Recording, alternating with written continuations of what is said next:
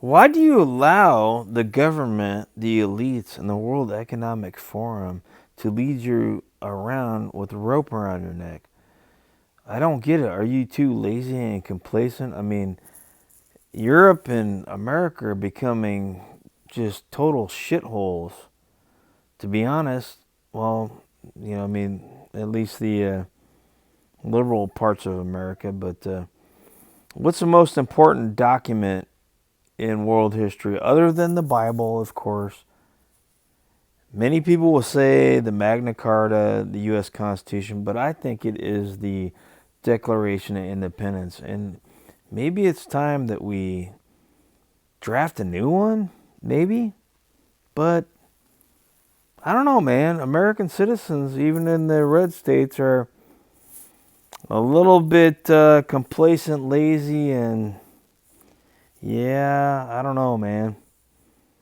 I don't know what's wrong with people these days. Why you don't stand up? I mean, are you afraid that you're going to lose your house? And oh, I fear the government. Anytime you fear the government, man, you are the problem. I'm dealing with that here in Oregon, man. It's just crazy. Don't fear the government. Come on. But anyway, here's an update on what's going on into Netherlands. Beautiful country. I was there in 81. Great people.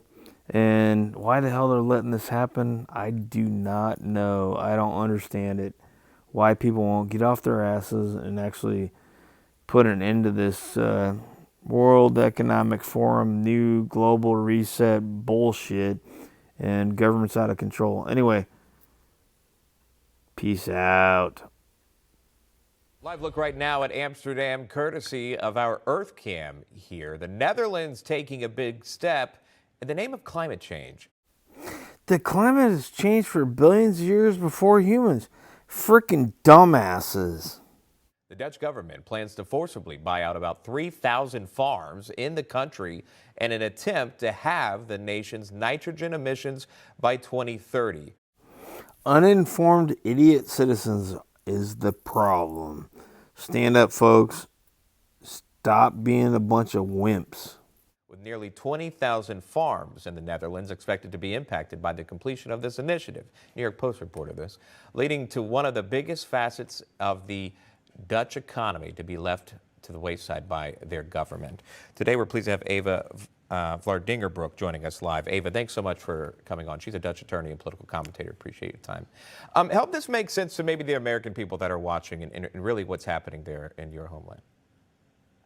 Well, it doesn't make sense. That's the first thing you should know. So our farmers are going to be expropriated by our government. About 3,000 of them, as you just mentioned, will be either voluntarily bought out or not, so seized. It's basically theft within the next year to basically comply to EU climate laws. So what they're saying is that there is a nitrogen crisis in the Netherlands, which is completely manufactured and made up. It only exists on paper. And because of that crisis, they're now saying we need to cut out all of these farms. So basically, like I said, this is theft. It's climate communism. It's the Great Reset in full force. And these farmers who are extremely good at what they do, the Netherlands is the second largest exporter of agricultural products in the world, will have to stop their business, will have to give up their lands to the state, and they have no say in it whatsoever. So how do they push back? Because we're seeing some of the photos, and I know that they've pushed back against regulations in years past. But how are they pushing back again? Because many say this, as you have said yourself, this is going too far.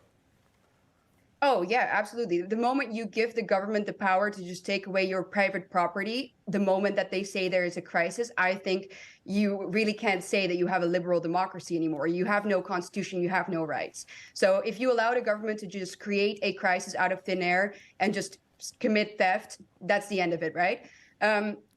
So yeah, this climate policy is really it is the end of farming in the Netherlands, and farmers have been standing up against it. They have gone out to protest in the summer. I think you all have seen it in the United States. It caused a lot of backlash nationally and internationally, but our government just doesn't budge. They're saying, no, sorry, these climate goals are sacred. We are going to stick to them, and if you don't sell your farm to us now, then we're going to forcefully buy you out.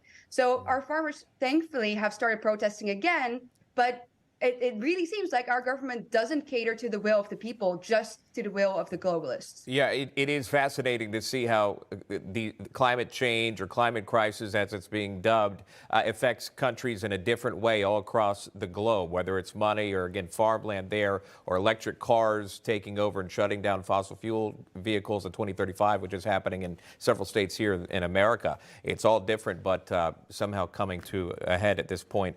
Ava Vlardingerbroek joining us live. Ava, always good to see you. We appreciate you taking the time for us this morning.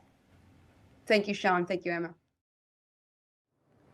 Have you noticed that as everything around you seems to decline, one thing still grows? It is the power of your rulers. None of their plans and directives have solved your problems or made your life better. The only result has been their increased control over you at the cost of your freedom. Do you know why? You gave them the power.